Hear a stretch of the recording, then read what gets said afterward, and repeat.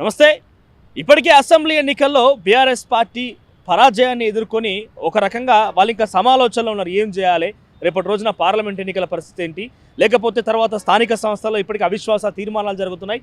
Party సంస్థాగతంగా అంటే 9.5 సంవత్సరాలుగా అధికారం ఉన్న పార్టీ, 10 సంవత్సరాలు 12 సంవత్సరాలు ఉద్యమం చేసిన పార్టీ ఇంకా సంస్థాగతంగానే మా పార్టీ కార్యకర్తలు బలం నింపాల్సిన అవసరం ఉందంటే వాళ్ళు ఎంత మేరకైతే వాళ్ళు క్షేత్రస్థాయిలో వాళ్ళు స్ట్రాంగ్గా కాన్సన్ట్రేట్ చేస్తున్నారు ఒకే ఎత్తున చూసుకోవాలి, లేకపోతే ఎంత ఘోరంగా విఫలమైన ఒక విషయాన్ని వాళ్ళు పునరాలోచించుకుంటారో మాత్రం చాలా స్పష్టంగా అర్థమవుతుంది.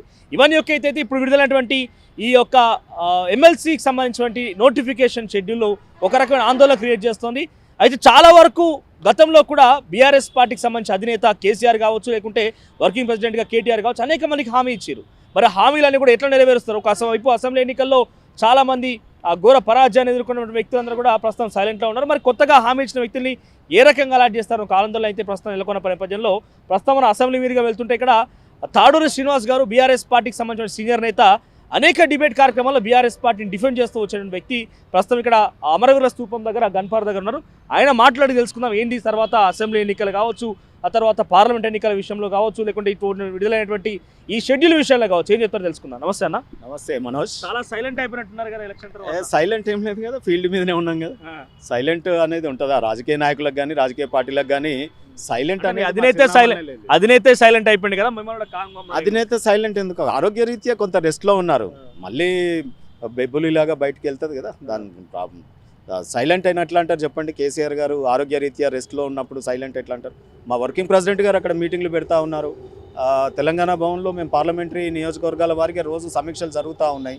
సో ఆ తర్వాత ఆ సమీక్షల అన్నీ అయిపోయిన తర్వాత రాబోయే ఎన్నికలను ఎట్లా ఎదుర్కొంటామని ఒక ప్రణాళిక రచించుకొని మనం యుద్ధ భూమిలోకి వెళ్ళిపోతాం. రైట్. ఇక్కడ నిన్న హరీష్ రావు కేటీఆర్ ఇట్లా పార్లమెంట్ ఎన్నికల సందర్భంగా నియోజకవర్గాల వారికి వాళ్ళు సమావేశాలు పెడుతున్నారు కదా. ఒక మాట హైలైట్ అయింది ఏంటంటే సంస్థాగతంగా బీఆర్ఎస్ పార్టీని బలోపేతం చేయడం కోసం కృషి చేస్తాం. అంటే 9.5 సంవత్సరాలుగా పార్టీ అధికారంలో ఉంది, 10-12 సంవత్సరాలు ఉద్యమంలో ఉన్నారు, ఇంకా సంస్థాగతంగా ఏర్పాటు కాలేదా? టీఆర్ఎస్ పార్టీని సంస్థాగతంగా లేదు అని ఎవరైనా అనుకుంటారా? ఇంత పెద్ద కాసు మీ నాయకులే చెప్పిన తర్వాత ప్రజల్లో ఒక ఆందోళన మొదలైంది. తెలంగాణ రాష్ట్రాన్ని సాధించిన పార్టీ సంస్థాగతంగా లేనిదే మేము రాష్ట్రాన్ని సాధించగలిగినామా? తెలంగాణ అసెంబ్లీ అని పిలుచుకుంటున్నామా మనం? ఈరోజు తెలంగాణ అమరవీరులకి ఏ రకంగా మనం ఇక్కడ అందరూ వచ్చి శ్రద్ధాంజలి ఘటిస్తూ ఉన్నారు. మొత్తం ఎక్కడ చూసినా తెలంగాణమయమైంది కదా. భారతదేశంలోనే ఢిల్లీలో ఇవాళ తెలంగాణ అంటేనే అక్కడ ఉలిక్కి పడే రోజులు జాతీయ పార్టీలకు వచ్చినాయి. ప్రధానమంత్రి మోడీ కానీ రాహుల్ గాంధీ గారు కానీ జాతీయ పార్టీలు ఏది చూసినా ఉలిక్కి పడతా ఉన్నాయి. కేసీఆర్ గారి నాయకత్వాన్ని, ఇక్కడ ఉన్నటువంటి బీఆర్ఎస్ పార్టీని కానీ ఏ రకంగా మేము ముందుకు పోతాం. ఇంకా కూడా బీఆర్ఎస్ పార్టీ నాయకులు అపోహల నుంచి బయటకు రాలేదా? ఇంకా కేసీఆర్ న్యూస్ ఉలిక్కి పడుతున్నారు, కేసీఆర్ న్యూస్ భయపడుతున్నారు, మెడల్ వంచుతామనే అపోహలు ఇంకా కొనసాగిస్తున్నారా? మనోజ్, మీరు ఎక్కడో పప్పులో కాలేస్తున్నారు. బీఆర్ఎస్ పార్టీ ఈరోజు ఈ ఎన్నికలలో ఒక 1.78%తో మేము వెనుకంజ వేస్తే అది కూడా కొన్ని ఏవైనా కారణాలు ఉండొచ్చు, ఎన్నో ఫ్యాక్టర్స్ ఉంటాయి కదా ప్రతి ఓటమిలో. ఈ ఓటమిలో కూడా మా ఫిగర్ కూడా వచ్చి మేము టిల్ టుడే మేము ఇప్పుడు ఉన్నది అసెంబ్లీలో ఎంత మేరకు ఉన్నారు చెప్పండి? 39 మంది ఎమ్మెల్యేలు ఉన్నాం. ఎంత డిఫరెన్స్ ఉందండి? సో కాబట్టి ఇది ఓటమి మొత్తం కంప్లీట్ ఏదో కుదేలు అయిపోయినట్టు, ఏదో డిపాజిట్లు రాకుండా ఓడిపోయినట్టు ఇవాళ ఎగిరెగిరి పడుతుంది. బీజేపీ పార్టీకి 100 సీట్లలో డిపాజిట్ రాలేదు పోయినసారి, మొన్న కూడా 70-80 సీట్లలో డిపాజిట్లు రాలేదు. వాళ్ళు ఎగిరెగిరి పడతాంగా లేదు. 8 మంది మంత్రులు 6 మంత్రులు ఓడిపోయినటువంటి పార్టీ ఇంకా కూడా కుదేలు కాలేదని ఎట్లా చెప్తారు మీరు? ఇప్పుడు జరుగుతూ ఉంటాయి రాజకీయాలు అన్నాక, స్పోర్ట్స్ అన్నాక ఒకసారి ఒక టీం ఆల్వేస్ ఇండియానే గెలుస్తుందా? మనకు ఒలింపిక్స్లో ఎప్పుడు మనకు అన్ని మెడల్స్ వస్తాయా? ఒక్కొక్కసారి ఆటుపోట్లు జరుగుతూ ఉంటాయి, కొన్ని ఫ్యాక్టర్స్ కూడా ఉంటాయి, కొన్ని సిచ్యువేషన్స్ ఉంటాయి. ఆ రకంగా ఏదో ఫ్యాక్టర్స్ ఈసారి మమ్మల్ని కొంత మేరకు ప్రతిపక్ష పాత్రలో ప్రజలు చూడాలనుకున్నారేమో. ఒక పోరాటం అనేది ప్రజలకు తెలుసు, బీఆర్ఎస్ పార్టీ ఎట్లా పోరాడుతుంది అనేది ప్రజలకు, ఇక్కడ తెలంగాణ ప్రజలకు తెలుసు. ఒకసారి ప్రతిపక్ష పాత్రలో మమ్మల్ని వాళ్ళు చూడదలుచుకున్నారు. బీఆర్ఎస్ పార్టీ డెఫినెట్గా ఒక పోరాటం ఉద్యమం నుంచి వచ్చిన పార్టీయే, కానీ అంతర్గత పోరాటం వల్ల ఈసారి ఎన్నికల్లో ఓటమి చెందింది. అదేం లేదు, మనం రాజకీయాల్లో ఉన్నాం కాబట్టి, రాజకీయ పార్టీలు కాబట్టి అటువంటి ఊహాగానాలు వస్తాయి, అటువంటి స్పైస్ మీకు కావాలి. మీడియాలో కూడా కొన్ని ఊహాగానాల మీద, థంబ్నెయిల్స్ మీద ఇంట్రెస్ట్ పెట్టినటువంటి అనేక ఛానల్స్ ఉన్నాయి కాబట్టి కేటీఆర్ బాటలో మీరు కూడా పోతారా? డెఫినెట్గా కొంత మేరకు అది కూడా జరిగింది. అబద్ధాలతో మొత్తం ఏమంటారు కదా సామెత, నిజం కడప దాటే లోపు అబద్ధాలు ఊరంతా చుట్టొచ్చినట్టుగా వారు ఇచ్చినటువంటి హామీలు ఈరోజు తెలుస్తూ ఉంది కానీ ఎంత పరేషాను, ఎంత ఢిల్లీకి పోయి బతలాడుకుంటా ఉన్నాడు ప్రధానమంత్రిని వేరే హక్కులు అడిగితే ఇప్పుడు ఇదే విధంగా అమిత్ షా గారు లాస్ట్ చివరి ఎన్నికల సందర్భంలో అసెంబ్లీ ఎన్నికలకు 6 నెలల ముందుగానే కేటీఆర్ కూడా పోయి అమిత్ షాతో భేటీ అయ్యి మా రావాల్సిన హక్కులు ఇవ్వని అడిగింది కదా, అంటే అప్పుడు కేటీఆర్ కూడా బతిలాడుకొని వచ్చినట్టేనా? హక్కుల్ని పోరాటం చేస్తొస్తే ఆ హక్కుల్ని అడుక్కుంటారా? మీరు కేటీఆర్ అట్లా చేసి అంటే రాజ్యాంగపరంగా రావాల్సిన నిధుల్ని కూడా మేము అడక్క తినాలా? ఎందుకు తెలంగాణ విషయంలో ఇది జరుగుతుంది? అందుకే కదా మేము మొదటి నుండి బీఆర్ఎస్ పార్టీ ఏమంటుంది, ఎందుకు మేము అడగాల్సి వస్తుంది? ఇవాళ పునర్విభజన బిల్లులో పెట్టిరు, పార్లమెంటులో బిల్లు అయింది, వారికి బాధ్యత లేదా? ఇక్కడ క్యాబినెట్ మినిస్టర్ ఉన్నారు కిషన్ రెడ్డి గారు, ఇక్కడ ఎంపీలు ఉన్నారు 4, వాళ్ళు ఏం చేయడానికి గెలిపించినామండి? వాళ్ళు పోయి అక్కడ తీసుకురావడానికి కదా ఢిల్లీకి పోయి, లేకపోతే ఇక్కడ ఎంపీలు ఎందుకు గెలిచిరు, ఎందుకు క్యాబినెట్ మినిస్టర్ అయిండు? వాళ్ళ బాధ్యత లేదా? ఈయన కూడా రేవంత్ రెడ్డి గారు గతంలో ఎంపీగా ఉన్నారు కదా, ఉత్తమ్ కుమార్ రెడ్డి గారు, మరి వీళ్ళందరూ ఎంపీలుగా ఉన్నప్పుడు ఈ 5 ఏళ్ళు రాష్ట్రానికి ఏం తెచ్చిరు? ఒక్కటి వీళ్ళు పోరాడి తెచ్చింది చెప్పండి.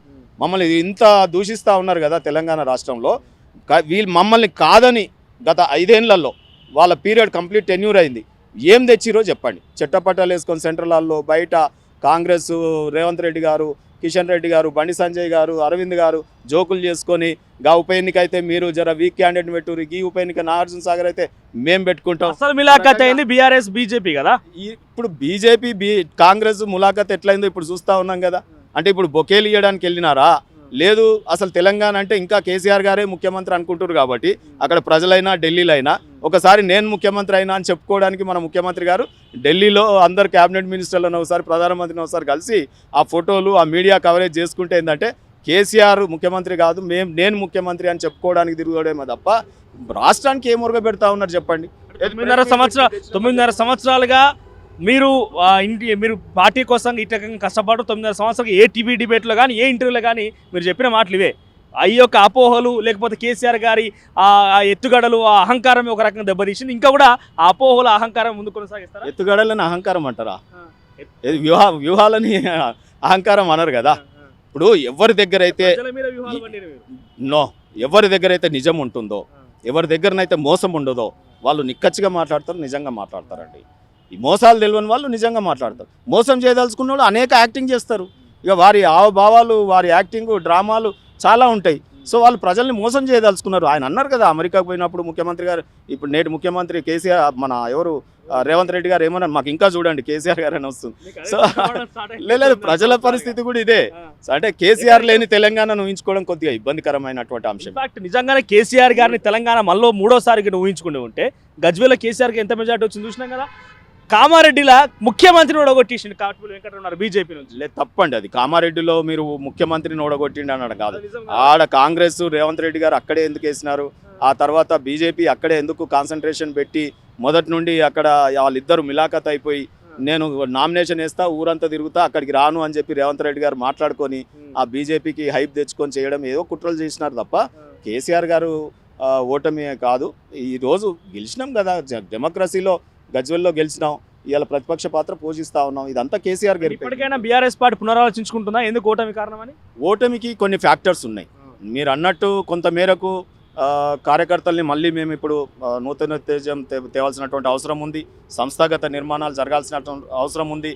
ప్రజాప్రతినిధులకి కాన్ఫిడెన్స్లోకి తీసుకుంటూనే తెలంగాణ రాష్ట్ర సమితి, ఇప్పుడున్నటువంటి భారత రాష్ట్ర సమితి పార్టీకి కూడా అప్పుడున్నటువంటి అధికారుల దగ్గర కానీ లేకపోతే ప్రజాప్రతినిధుల దగ్గర కానీ మా పార్టీ ప్రజాప్రతినిధుల దగ్గర కానీ ఒక పార్టీ లీడర్ పోయినాడంటే ఒక రెస్పెక్ట్ దొరికే విధంగా పార్టీని నిర్మాణం చేయాల్సిన అవసరం ఉంది.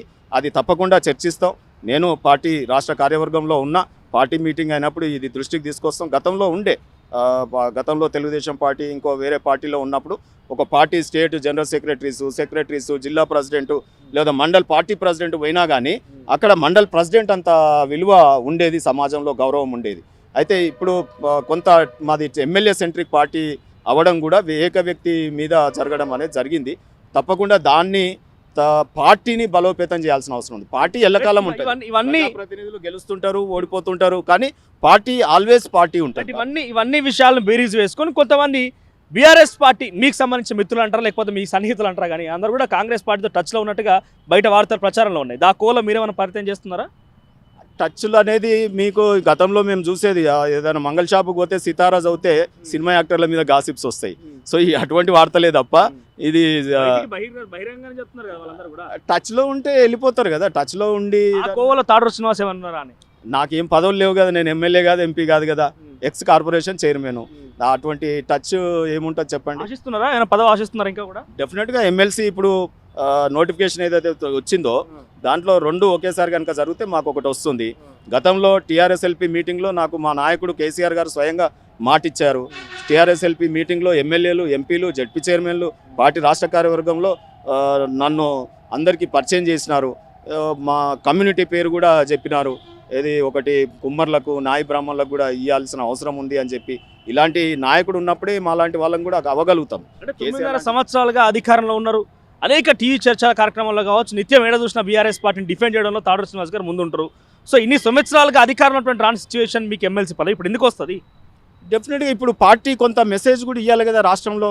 మేము ఒక ఎంబీసీకి ఇచ్చినాం, మేము ఒక అడ్వకేట్కి ఇచ్చినాం, ఒక ఉద్యమకారుడికి ఇచ్చినాం, లేదా పార్టీలో మొదటి నుండి పనిచేసిన ఒక సీనియర్ కార్యకర్తకి ఇచ్చినాము అనేది కూడా ఒక మెసేజ్ ఇటువంటి సమయాలలో పంపించేటటువంటి అవసరం ఉంటుంది. మాకు ఆశ ఉంటుంది కదా, తప్పకుండా మా నాయకుడు ఇటువంటి సిచ్యువేషన్లో మా లాంటి వాళ్ళని తప్పకుండా గుర్తిస్తాడని మాకు ఆ నమ్మకం ఉంది.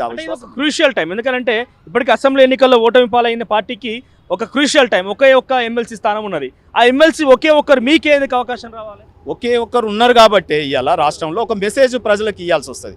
పార్టీ విధానం, ఇదిగో మేము చూడు ఎంబీసీలకు ఇచ్చినాం, ఇదిగో మేము చూడు ఒక అడ్వకేట్కి ఇచ్చినాం, లేదు ఒక పార్టీలో సీనియర్ మొదటి నుండి డే 1 2001లో పార్టీ మొదలుపెట్టిన రోజు ఫోటో తీస్తే కేసీఆర్ గారు పక్కన కూర్చొని ఉంటాను. ఆ ఫోటోలో ఉన్న సగం మంది కూడా ముందు వరుసలో చాలా మంది చనిపోయినారు. ఆ ఫోటోలో నేను ఒక్కరిని ఉన్నాను. ఆ రోజు నాకు నల్లెంటికలు ఉన్నాయి, ఈరోజు తెల్లెంటికలు వచ్చినాయి. తప్పకుండా ఇక అవకాశం వచ్చే నల్లెంటికల నుంచి తెల్లెంటికల దాకా వచ్చినా కూడా ఇంకా మీకు పార్టీలో ప్రాధాన్యత లేదు, పదవి లేదంటే ఎట్లా? ప్రాధాన్యత లేదు అన్నాను. మంచి అవకాశం, జీవితంలో మొట్టమొదటి పదవి ఎంబీసీలకు సేవ చేసుకునేటటువంటిది. అల్టిమేట్గా రాజకీయ నాయకుడే ఎవరికి సేవ చేయాలండి? బీదా బిక్కికి. అలాంటి ఎంబీసీ వర్గాలకు సేవ చేసుకునే ఒక కార్పొరేషన్ని ఎస్టాబ్లిష్ చేసి నన్ను చైర్మన్గా పెట్టడం. సరే, కొద్ది కాలం నేను చైర్మన్గా చేయడం జరిగింది.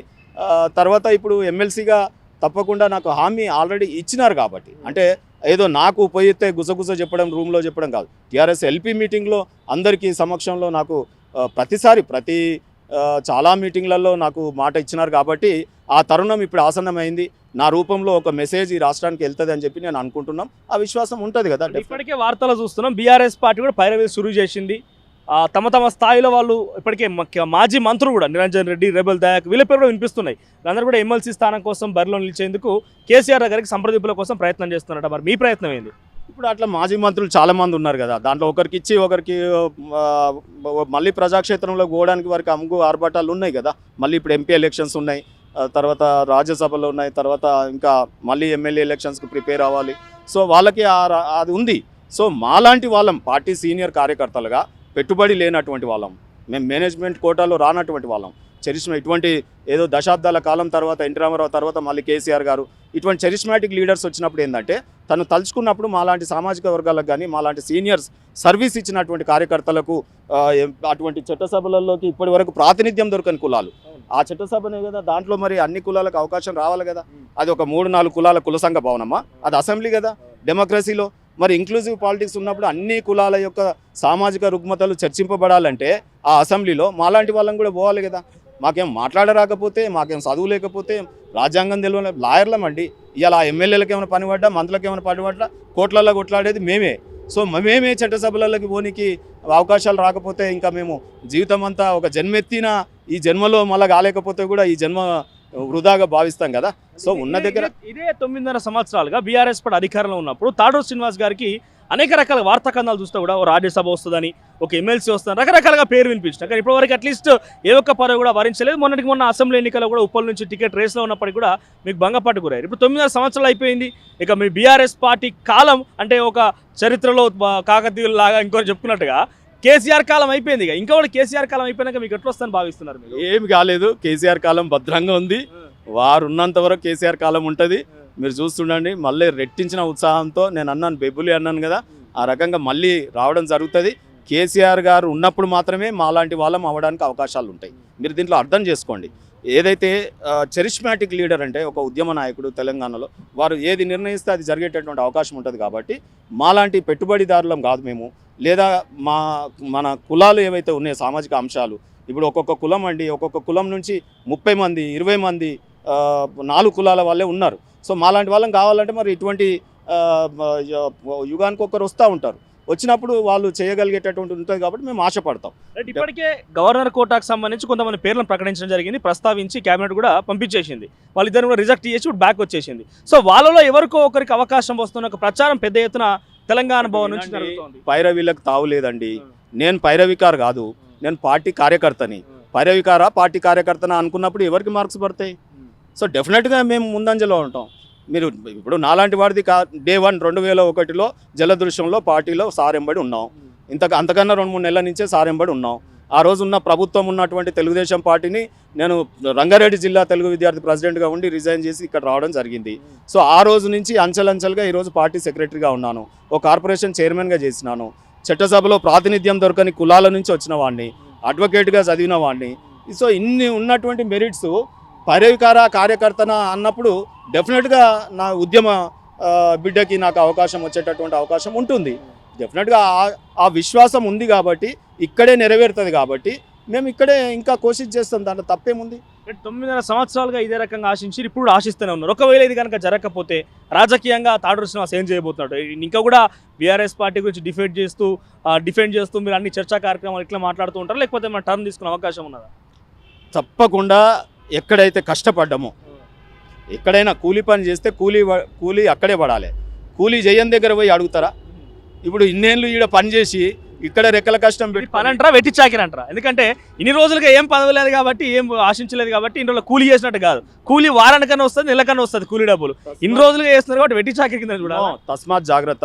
నేనేమంటున్నా అంటే మీలాంటి సీనియర్ జర్నలిస్టులు కూడా తెలంగాణ ఉద్యమం అనేది వెట్టి చాకిరి కాదు. నా తెలంగాణ కోసం కొట్లాడినాం. తెలంగాణ రాష్ట్ర సాధన కేసీఆర్ గారి నాయకత్వంలో సాధించుకున్నాం. రెండోది, ప్రభుత్వం దశాబ్ద కాలం పాటు ప్రభుత్వంలో కూడా మేము కార్యకర్తలుగా పనిచేసినాం. తర్వాత తెలంగాణని నిర్మాణం చేసినాం, ఒక పునాది వేసినాం. ఆ బునియాది మీదే ఇవాళ రైల్వే ట్రాక్స్ వేసినాక ఒక రైలు నడిపించడం మాత్రమే మిగిలి ఉన్నది. ఇప్పుడు అది వాళ్ళు అన్వయిస్తూ ఉన్నారు. సో డెఫినెట్గా ఏమంటారు, అరటిపండుని వదిలేసి ఇచ్చినట్టుగా ఇచ్చినాం. సో కాబట్టి రేవంత్ రెడ్డి గారు కానీ లేకపోతే కాంగ్రెస్ పార్టీకి కానీ టైంకి వచ్చినారు, కూర్చున్నారు. చూద్దాం, ఒక 5 ఏళ్ళు వాళ్ళు ఎట్లా నడిపిస్తారో చూద్దాం. నేను ఇప్పుడు నా ఒక్క పార్టీనే నేను అనట్లేదండి. ఈ అసెంబ్లీలో ఇక్కడ ఉన్నా కాబట్టి, ఇక్కడ మీకు అనుకోకుండా ఇంటర్వ్యూకి నేను కలవడం జరిగింది కాబట్టి, ఆ అసెంబ్లీలో కనుక కాంగ్రెస్ పార్టీ కావచ్చు, బీజేపీ కావచ్చు, లేకపోతే బీఆర్ఎస్ కావచ్చు, ఏ పార్టీ అయినా సరే రాబోయే కాలంలో సామాజిక అంశాన్ని మీరు విస్మరిస్తే ప్రజలు మిమ్మల్ని విస్మరించే రోజులు వస్తాయి. అందుకే నేనేమంటున్నానంటే ఇంక్లూజివ్, అది ఒక నిజమైన ప్రజాస్వామ్యం అంటే మాత్రం ఇప్పటి వరకు ఆ చట్టసభలో ప్రాతినిధ్యం దొరకని కులాలకు ఇలాంటి నామినేటెడ్ ఎమ్మెల్సీలు వచ్చినప్పుడు, ఇప్పుడు కాంగ్రెస్కి వచ్చినా బీఆర్ఎస్కి వచ్చినా తప్పకుండా అన్ని పార్టీలు కూడా ఇవ్వాలండి. ఎంబీసీలకు కూడా ఇవ్వాలి, లేకపోతే ఎట్లా అవుతుంది చెప్పండి? లేదు బీసీలకు కూడా ఇవ్వాలి. అనేక కులాలు ఇవ్వాల వరకు అందులో అడుగు పెట్టలేదు. సో అటువంటి వాళ్ళకి ఇవ్వాలి తప్పకుండా. అటువంటి న్యాయమైన కోరిక మేము అడుగుతూ ఉన్నాం. ఇగో ఇక్కడ వచ్చినారు మన వాల్మీకి బోయ రాష్ట్ర అధ్యక్షుడు, మన ఎంబీసీ కులాల రాష్ట్ర అధ్యక్షుడు వచ్చినారు. మేము అసెంబ్లీలో లోపల పోయి ఇక్కడ వచ్చి ముచ్చట పెట్టుకుంటా ఉన్నాం, మీరు వచ్చినారు. సో ఈ రకంగా మేము మాట్లాడుకుంటున్నది ఏంది, ఇటువంటి చట్టసభలలో మేము ఎన్నడు వస్తామా, అధ్యక్ష అని ఎన్నడు అంటామా అని అంటున్నాం. అది మాకు మా బీఆర్ఎస్ పార్టీ ఆ అవకాశం ఇప్పుడు ఆ ఒక్క ఎమ్మెల్సీ కనుక మాకు వస్తే తప్పకుండా నేనే మంచి మెరిట్లో ఉన్నాను కాబట్టి నాకు వస్తుంది. మీరు అన్నారు ఇంతకుముందు, మళ్ళీ చెప్తా ఉన్నాను, పైరవికారు కాదు, పార్టీ కార్యకర్తకు మాత్రమే విలువ ఉంటుంది బీఆర్ఎస్ పార్టీలో. చూద్దాం. ఇక ఉన్నాయి 2 ఎమ్మెల్సీ స్థానాలు. దాంట్లో మేజర్గా తాడూరు శ్రీనివాస్ నుంచి ఒక క్లారిటీ తీసుకోవాల్సిన అవసరం ఉంది. గతంలో ఎన్నికలు చూస్తే కనుక అటు ఎమ్మెల్యే కోట ఎమ్మెల్సీ ఎన్నికలైనా కూడా ఇండివిజువల్ కాకుండా గ్రూప్ మంచిగా ఉండేది. 119 మంది ఉంటే ఒకటే ఓటు వినియోగించుకోవాలి. సార్ 2 ఓట్లు ఉండబోతున్నాయి, ఎందుకంటే ఒకటికి తర్వాత ఇంకొక 2 కూడా. సో ఆ విషయంలో కనుక బేరీజ్ చేసుకుంటే మీకు రాకపోవచ్చు కదా మరి. ఎట్లా రాదు? కాంగ్రెస్కి ఒకటి మాకు ఒకటి రావాలి. ఆనవాయితీ, ప్రొసీజరు, ప్రాక్టీసు, ఇంతకుముందు ఎర్లియర్ ప్రాక్టీసు. కానీ కొత్త విధానం ఏదో తీసుకొచ్చి ఏదో నోటిఫికేషన్ సెపరేట్గా చేయాలి, సెపరేట్ ఓటింగ్ చేయాలి అని చెప్పి మాట్లాడుతూ ఉన్నారు. అది తగదు. ఎన్నికల కమిషన్ కూడా మా పార్టీ నుంచి రిప్రజెంటేషన్ వెళ్ళడం జరిగింది. తప్పకుండా వారు క్లారిఫికేషన్ ఇస్తారు. ఆ తర్వాత న్యాయస్థానాలు కూడా ఉన్నాయి కదా, మీరు గవర్నర్ చూసినారు, 2 ఎమ్మెల్సీలు మేము మంచి ఒక ఇప్పటి వరకు గుర్తింపు లేనటువంటి కులాలకు ఇచ్చినటువంటి ఆ ఎమ్మెల్సీలు 2 కూడా ఇవాళ న్యాయస్థానం తలుపు తట్టినాం. ఏం తీర్పు వస్తుందో చూద్దాం. సో ఆ రకంగా ప్రతిదీ తెలంగాణ రాష్ట్ర సమితి, భారత రాష్ట్ర సమితికి పోరాటాలు కొత్త కాదు. మేము న్యాయ వ్యవస్థకు కానీ కేంద్రంతో కానీ ఇవాళ అనేక సంస్థలతో కానీ ఎప్పటికీ పోరాటంలో మేము అది అవుతూనే ఉంది. ఇంకా అసలు ఎప్పుడు కూడా ఏమంటారు, మాకు ఇంకా అంటే ఇటువంటి సంఘటనలు జరిగినప్పుడు ఇంకా ఫ్రీడమ్ రానట్టే అనిపిస్తూ ఉంటుంది. సో కేంద్రం పెత్తనం వల్ల. సో రాష్ట్రాలు ఫెడరల్ స్టేట్లో భారతదేశంలో ఉన్నామా, తెలంగాణను ఎందుకు ఈ రకంగా మన ప్రతిదీ అడుక్కుంటే కానీ ఇవ్వరు, తెలంగాణ విషయంలో ముఖ్యమంత్రులు పోయి లెటర్లు ఇస్తే కానీ అడిగితే కానీ బీజేపీ నాయకులు డిబేట్లలో వచ్చినప్పుడు అంటారు టీవీలో, మీరు అడిగిరా, మీరు పోయిరా. అరే మేము అడిగినాం, లెటర్లు ఇచ్చినాం, కానీ అడగాల్సిన అవసరం ఏంటి? ఇప్పుడు పునర్విభజన బిల్లు ఉంది, ఎవరు చేసినారు ఆ బిల్లు? కాంగ్రెస్ బీజేపీ పార్లమెంట్లో చేసినారు. ఎవరున్నారు అక్కడ? కాంగ్రెస్ ఎంపీలు ఉన్నారు, మన రేవంత్ రెడ్డి గారు, ఉత్తమ్ కుమార్ రెడ్డి గారు, మరి బీజేపీ ఎంపీలు ఉన్నారు 4. మరి వీళ్ళందరూ కలిసి కదా ఆ పునర్విభజన బిల్లుని అంశాలని వాళ్ళు పోయి బాధ్యతగా కొట్లాడి తీసుకురావాలి. మరి ఈ 5 ఏళ్ళు వాళ్ళేమో గిన్నెలు తోమిరా, ఏం బాసనలు తోముకుంటా బాసనలు అమ్ముకుంటా కూర్చున్నారా? సో కాబట్టి నేనేమంటున్నాను, మాటలు ఇలాంటి చాలా ఎక్కువ అలవాటు అయిపోయి ఏం చేశారంటే మరి మీ ఎంపీలు ఏం చేస్తున్నట్టు 9 సంవత్సరాలుగా? మేము ఇప్పుడు రాష్ట్రం నుండి మేము అడిగినాం, మా విధానంలో మా ముఖ్యమంత్రి పార్లమెంట్ లేనే చక్కగా చూస్తే ఎందుకు లేరండి? ఒకవైపు అంటారు బీజేపీ బిల్లులలో మేమే మద్దతు ఇచ్చినాం, మా వల్లనే డిమానిటైజేషన్ అయింది, మా వల్లనే ఆ రోజు ప్రెసిడెంట్ ఎన్నికలలో గెలిచినారు, వాళ్ళకి సపోర్టే లేకుండే, రాజ్యసభలో వాళ్ళకు కలిసి బీఆర్ఎస్ బీజేపీ కండువాలు 2 వేసుకొని కూర్చున్నాం. అన్ని వ్యూహాలు చేసినామండి. కేంద్రంతో సఖ్యతగా ఉండన్నా తెలంగాణను బాగుపడదాం అనుకున్నాం, లేదు హక్కులకై పోరాటం చేసి చేద్దాం అనుకున్నాం. ఎక్కడ కూడా బీజేపీ కేంద్ర ప్రభుత్వం కానీ కేంద్రంలో ఉన్న ప్రతిపక్ష కాంగ్రెస్ కానీ ఎక్కడ సహకరించలేదు. రాష్ట్ర ప్రయోజనాల్ని ఉల్టా తాకట్టు పెట్టే విధంగా వ్యవహారం జరుగుతూ ఉంది, కానీ ఎక్కడ కూడా ఇక్కడ మనకు సహకరించట్లేదు. చూద్దాం ఇక ఎమ్మెల్సీ ఎన్నికల విషయంలో ఇక్కడ ఒక ఎమ్మెల్సీ స్థానం కాంగ్రెస్కి, ఒక ఎమ్మెల్సీ స్థానం బీఆర్ఎస్కి వచ్చే అవకాశం గతంలో ప్రాక్టీస్ మాదిరిగా ఉండేది. కానీ ప్రస్తుతం చూస్తే కనుక ఇండివిజువల్గా ఉన్న కారణంగా ఏం జరుగుతుందో ఉత్కంఠ అవుతుంది. ముఖ్యంగా బీఆర్ఎస్ పార్టీలో ఒక ఆందోళన ఏంటంటే ఎవరికి వారు మేము డిఫరెంట్గా ఇలా మనం ఉదయం వార్తాపత్రికలు కనుక చూస్తే మంత్రులు సైతం ఓడిపోయిన మంత్రులు సైతం పైరవీలు చేస్తూ స్టార్ట్ చేసిరట. అయితే నాకు పూర్తి అర్హత ఉంది, నాకే ఎంబీసీల వర్గాల నుంచి నాకు రావాలంటూ కూడా తాడూరు శ్రీనివాస్ గారు చాలా ధీమా వ్యక్తం చేస్తున్నారు. మరి చూద్దాం ఏంటిది. మంత్రులు అంటే మంత్రులు అనుభవించినారు, 2 సార్లు ఎమ్మెల్యేలు అయినారు, మంత్రులు అయినారు, ఇంకా మధ్యలో వచ్చిన వాళ్ళు కూడా అయినారు. మేము డే 1 నుంచి ఉన్నాం కదా, ఇప్పుడు కాకపోతే ఎప్పుడు ప్రజలకు మెసేజ్ ఇస్తాం. సో కాబట్టి తప్పకుండా నాకు వస్తుందనే నమ్మకం ఉంది. నేను అందరికీ విజ్ఞప్తి చేస్తూ ఉన్నాను, మా నాయకుడికి విజ్ఞప్తి చేస్తూ ఉన్నాను. చట్టసభలో ప్రాతినిధ్యం దొరకని కులానికి చెందిన వాడిని, నా నొస్టిలో బొట్టు పెట్టినట్టు నాకు పేరు పెట్టినాడు మా సారు ఎమ్మెల్సీ అని. నన్ను మా కాన్స్టిట్యున్సీలో ఎమ్మెల్సీ అనే పిలుస్తారు అందరూ. నేను ఎమ్మెల్యే సీట్ అడిగినా ఎమ్మెల్సీ అంటారు. మా ఎమ్మెల్యేలందరూ కూడా ఏదైతే టీఆర్ఎస్ ఎల్పీలో ఆ రోజు సారు ప్రకటించినప్పుడు ఉన్నారో వాళ్ళందరూ కూడా ఏమైనా ఎప్పుడైతున్నావు అని చెప్పి నన్ను నవ్విస్తూ ఉంటారు. కాబట్టి ఇవన్నిటినీ దృష్టిలో పెట్టుకొని కేసీఆర్ గారు ఈసారి తప్పకుండా నాకు న్యాయం చేస్తారు. తప్పకుండా నేను ఆ అసెంబ్లీలో, ఆ శాసన మండలిలో నేను అడుగు పెడతాను అందరి ఆశీర్వాదంతో అని చెప్పి. నేను ఒక ఉద్యమకారుణ్ణి, ఒక లాయర్ని, ఒక బీసీని, ఇప్పటివరకు చట్టసభలో ప్రాతినిధ్యం దొరకని కులానికి చెందిన వాడిని. సో ఇన్ని అర్హతలు ఉన్నప్పుడు ఇంకా నాకు రాకుండా ఎక్కడ పోతుంది? ఓన్లీ థింగ్ ఈజ్ పెట్టుబడి లేదు, లేదా మా యాన్సెస్టర్స్ కానీ నాకు వారసత్వం కానీ రాజకీయం లేదు. నేను ఒక ఉపాధ్యాయ కొడుకుని. మరి ఇవి లోటు అవుతుందా ఈ ప్రజాస్వామ్యంలో? కష్టపడితే రాదా? ఇన్నేళ్ళు సర్వీసు, ఇంకెన్నేళ్ళు, 23 ఏళ్ళు మా వయసులు కూడా అయిపోతూ ఉన్నాయి. కాబట్టి ఒక్కసారి ఎమ్మెల్సీగా మరి చట్టసభలో ప్రాతినిధ్యం దొరకని కులాల పక్షాన మాట్లాడడానికి అవకాశం వస్తుందని చెప్పి ఆ బీద బిక్కికి ఒకసారి శాసన మండలిలో అడుగుపెట్టి సేవ చేయాలని ఉంది. డెఫినెట్గా నాకు విశ్వాసం ఉంది ఈసారి ఎమ్మెల్సీగా నాకు అవకాశం వస్తుంది. కాకపోతే ఇప్పుడు ఎన్నికల కమిషన్ ఇచ్చినటువంటి ఏదైతే నోటిఫికేషన్ ఉందో అది మా పార్టీకి రావాలని, సో అది ప్రొసీజర్ని మార్చొద్దని కూడా మేము కేంద్రాన్ని. ఒకవేళ జరగకపోతే ఎలక్షన్ కమిషన్ ఇప్పటికి కేంద్ర ఎన్నికల సంఘం ప్రకటించింది వాటి జరగదో నాకు అనుమానం. ఎందుకంటే ఇవాళ 6 తారీఖు 11 తారీఖు నోటిఫికేషన్. ఈ మధ్యకాలంలో ఒకవేళ రాకపోయినట్టయితే ఏం చేయబోతున్నారు? నెక్స్ట్ స్టెప్ ఏంటి? సార్ కుండలో అన్నం ఉండాలి కదండి మాకు పెట్టడానికి. ఆ కుండనే లేదన్నప్పుడు ఇంకేం చేస్తాం? పార్లమెంట్లు ఉన్నాయి, రాజ్యసభలో ఇంకా అనేకంగా డెఫినెట్గా ఉంటుంది అవకాశం. రాజ్యసభకు కూడా ఒకసారి నా పేరు పరిశీలనలో తీసుకున్నారు. తప్పకుండా రాబోయే కాలంలో మళ్ళీ ఎమ్మెల్సీలు వస్తాయి. ఇది ఒకటే కాదు కదా, డెఫినెట్గా మళ్ళీ మేము తిరిగి రాబోయే కాలంలో మేము గెలుస్తాం.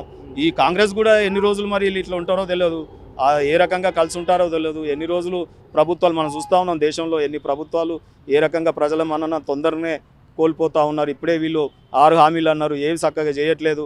ఢిల్లీ వీధులు వెంబడి తిరుగుతూ ఉన్నారు. ఏమన్నా అంటే బడ్జెట్ లేదంటున్నారు, రైతు బంధు ఇవ్వలేదు, పెన్షన్ కలిస్తే వీధులు వెంబడి తిరుగుడు అంటారు. అంటే ఇప్పుడు అవసరము దేనికి ఉంది? ఇప్పుడు ఇక్కడ ముఖ్యమంత్రి ఎన్నికయ్యారు. ఇక్కడ తెలంగాణ రాష్ట్రంలో కాళేశ్వరం ప్రాజెక్ట్ అని ఒక పేకమేడ కట్టి పేకమేడ ఊల్చేసిరు. ఆ పేకమేడ గురించి కంప్లైంట్లు ఉన్నాయి. ఆర్థికంగా అనేక సంస్కరణలు చేయాల్సిన అవసరం ఉన్నది. టీఎస్పీఎస్సీ ప్రక్షాళన అని చెప్పి ఇక్కడ తెలంగాణ రాష్ట్రంలో జరగటువంటి అనేక అభివృద్ధి కార్యక్రమాల కోసం కలిస్తే వీధులు తిరుగుతుంటారు. ఈ భాషలో నేనేమంటున్నా, ఇక్కడ ప్రజాపాలనలో రాతి యుగం నాటి ప్రొసీజర్ తీసుకున్నారు. మళ్ళీ లైన్లు కట్టి అప్లికేషన్లో తీసుకోవడానికి లైన్లు కట్టిరు. ఆ రోజు ఇళ్లలో కూలి పని చేసేటోళ్ళు, ఇళ్లలో పని చేసేటోళ్ళకి కూలిపోయింది, పరిశ్రమలలో పనిచేసే వాళ్ళు కార్మికులు రోడ్డు మీద పడ్డారు, ఆడ లైన్లు కట్టినారు. ఆ అప్లికేషన్ తీరా అయిపోయినాయి అని చెప్పినారు. మళ్ళీ ముఖ్యమంత్రి గారు హెచ్చరించి అప్లికేషన్లు అయిపోవడానికి వీల్లేదు, అందరికీ ఇవ్వాలని చెప్పినారు. మళ్ళీ ఈ 6 ఏళ్ళు రోజు ఆ ప్రజాపాలన కౌంటర్స్ దగ్గర తిరగడం, లైన్ కట్టడం. ఆ లైన్ ఈ రోజు వరకు మీరు చూడండి తండోపతండాలుగా.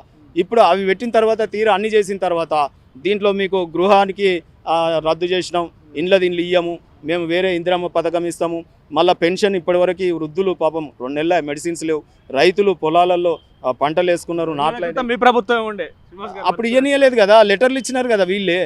ఉత్తమ్ కుమార్ రెడ్డి గారు, రేవంత్ రెడ్డి గారు ఈ రైతు బంధు ఇవ్వద్దని. ఎలక్షన్ కమిషన్ ఆఫ్ ఇండియా చాలా క్లియర్ గా మెన్షన్ చేసింది, హరీష్ రావు గారు మాటల కారణంగానే రైతు బంధు రద్దు చేయబడుతుందని. అవును, ఇచ్చేసినాక మేము మాట్లాడినాం, కానీ అట్లా జరుగుతుంది అనుకో. వీళ్ళ లెటర్ ఇవ్వకపోతే అయినా పర్వాలేదండి అని ఆ రోజే కనుక పోయి ఇచ్చినట్టు అయితే డెఫినెట్గా ఇచ్చేవాళ్ళు. సరే మేము ఇయ్యలేదు, ఇప్పుడు నెల అయింది కదా, మరి రైతులు ఎదురు చూస్తున్నారు కదా, పంటలకు షావుకార్ల చుట్టూ తిరగాలనా ఇయ్యాలా? అందుకనే ఇక్కడ పరిపాలనను గాడిగా పెట్టాల్సినటువంటి కొత్తగా వచ్చి ఈరోజు ఈ సంధికాలంలో ప్రజల్ని పట్టించుకోవాల్సిన ముఖ్యమంత్రి గారు ఢిల్లీ వీధులలో బొకేలు ఇస్తూ ఫోటోలు తిరుగుతూ ఉన్నారు. కాబట్టి ఇది మంచి పద్ధతి కాదు. ఎప్పుడైనా పోవచ్చు ఢిల్లీకి, మీరు చూస్తారు కదా. ఇక వీళ్ళకు ఢిల్లీకి పోవడేమో కనీసం ఇప్పుడు ప్రస్తుతం ముఖ్యమంత్రి రేవంత్ రెడ్డి గారిని హోంమంత్రిని కలుస్తారు కానీ, హోంమంత్రి లేకపోతే వివిధ శాఖల మంత్రులను కలుస్తారు కానీ, కేసీఆర్ పై తెలంగాణ భవన్లో ఆరామ్స్గా రెస్ట్ తీసుకున్న సిచ్యువేషన్స్ కూడా ఉన్నాయి కదా సార్. ముఖ్యమంత్రి గారు ఎవరి మంత్రులు వాళ్ళ పనులు చేసినారు, జిల్లాలలో ఎవరు ఎమ్మెల్యేలు ఎవరు కలెక్టర్లు వాళ్ళ పనులు చేసినారు, బయటపడుతున్నాయి సార్. శ్రీనివాస్ గారు ప్రజావాణి దగ్గరికి పోతే ఎవరెవరు ఏం పని చేశారు, కబ్జాలు మొత్తం బయటపడుతూనే ఉన్నాయి. ఇక ఇది ఎమ్మెల్సీలకు సంబంధించిన అంశంలో బీఆర్ఎస్ పార్టీకి సంబంధించిన తాడూరు శ్రీనివాస్ గారి వ్యాఖ్య. అంటే డెఫినెట్గా తనకు వస్తున్న ధీమాతో అయితే ఉన్నారు. మరి ఆ ధీమా ఎంత మేరకు కార్యరూపం దాల్స్తుంది, నిజ రూపం దాల్స్తుందో మాత్రం చూడాల్సి ఉంది. కెమెరా పర్సన్ అజార్తో మనోజ్, తొలి వెలుగు.